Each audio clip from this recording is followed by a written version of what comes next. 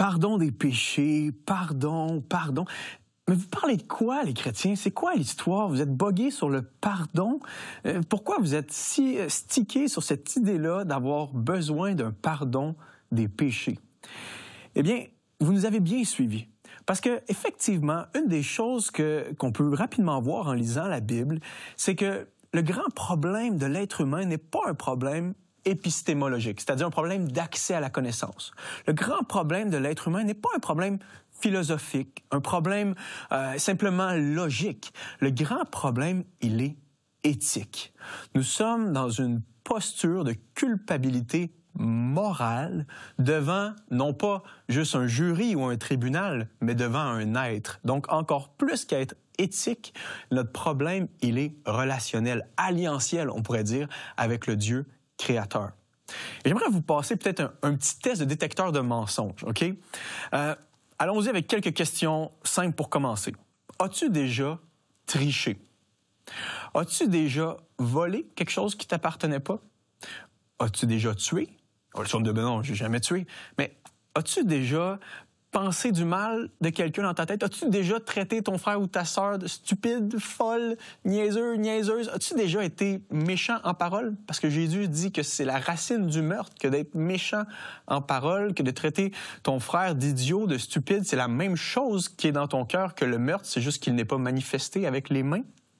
As-tu déjà convoité quelqu'un, une fille, un gars, qui n'était pas ton mari ni ta femme? As-tu déjà pensé plus loin? As-tu déjà convoité quelque chose? As-tu déjà été pris d'une jalousie? Hey, si seulement moi aussi je pouvais avoir ça, je me réjouis pas de ce qu'elle a, cette personne-là, parce que moi aussi je le veux. As-tu déjà manqué d'aimer, de servir, d'offrir des soins à quelqu'un qui était en besoin et dont tu avais le potentiel d'offrir un certain secours? As-tu déjà poursuivi quelque chose ou quelqu'un avec tout ton amour, toute ta force, toute ta passion, autre que Dieu? Et dernière question, as-tu déjà menti? Parce que si tu as répondu oui à tout le reste, celle-là, c'est elle qui casse. Hein? Et la bonne réponse, c'est « tu as ». Enfreint probablement au moins une de ces règles-là. Eh bien, les règles, les commandements que je viens de te nommer, ce sont les règles de l'Ancien Testament, les standards que Dieu offre à l'humanité en disant « voici les principes de vie, voici ce que j'exige de l'être humain ». Et Dieu a le droit, en tant que créateur de l'univers, Dieu est en parfaite posture pour dire « voici ce que je demande à l'être humain ». La réalité, c'est que nous sommes dépendants de lui et on est en devoir d'obéir à ses commandements. On est en devoir d'obéir à sa personne. Et c'est pas juste que Dieu se plaît à offrir une liste de règles, de do and don't, fais pas à l'humanité. Chaque commandement de Dieu découle de sa nature. Il est bon, il est juste, il est droit. Saviez-vous que les fondements de notre société démocratique reposent en grande partie sur ces commandements-là qu'on trouve dans la foi judéo-chrétienne? D'aimer son prochain comme soi-même, de ne pas faire du mal à la propriété physique ou intellectuelle de l'autre. Ce sont des lois qui trouvent ultimement racine dans la foi juive, la foi judéo-chrétienne. Maintenant, peut-être que vous me dites, ouais, mais moi, je ressens pas nécessairement ce besoin-là d'être pardonné. Ben, vous savez, mes enfants, là, je leur donne des règles dans la maison, je leur donne des règles de conduite, et parfois, ils les enfreignent. Parfois, ils vont manger quelque chose que je leur ai dit, non, ça, on mange ça juste après dessert. Et ils ressentent drôlement aucun besoin d'être pardonnés, aucun besoin d'être réconciliés avec moi. Ils vivent très bien avec ça. Mais la réalité factuel, c'est qu'ils ont enfreint le commandement de papa, le pourvoyeur, le papa de la maison, le leader. Ils ont enfreint mes commandements.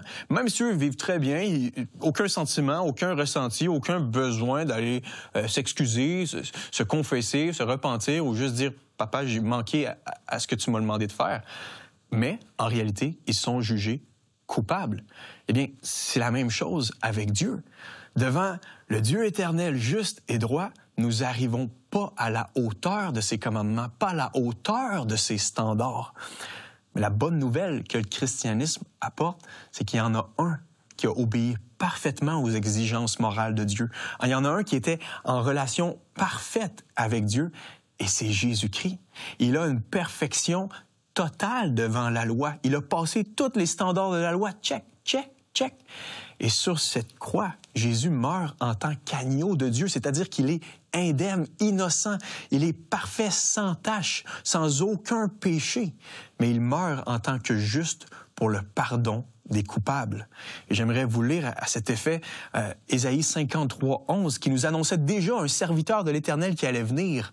Voici ce que Dieu annonce par Ésaïe. « Mon serviteur, le juste, apportera la justice à la multitude et il se chargera de leurs fautes. » Ça, c'est la façon dont Dieu nous sauve de ce cul-de-sac de la loi. Parce que la loi en elle-même est un cul-de-sac pour l'être humain.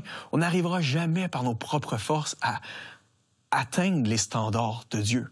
Mais bonne nouvelle, en Jésus, Dieu ouvre une nouvelle voie, la voie de la foi. Et c'est ce qu'on peut lire en Galates 2,16. Nous savons que l'homme est reconnu juste par Dieu uniquement à cause de sa foi, sa confiance, son espoir en Jésus-Christ, et non parce qu'il aurait obéi en tout point à la loi de Moïse. Jésus nous sauve de nous-mêmes, de nos péchés, nous donne une relation nouvelle à Dieu, et encore plus que ça, Dieu fait encore des choses extraordinaires. Dieu est capable de prendre nos meilleures aspirations et de les recadrer pour sa gloire. Dieu offre des meilleures solutions que le génie d'Aladin pourrait faire. Vous avez des questions ou des commentaires sur ce que vous venez d'entendre? Contactez-nous par téléphone ou réagissez sur les médias sociaux.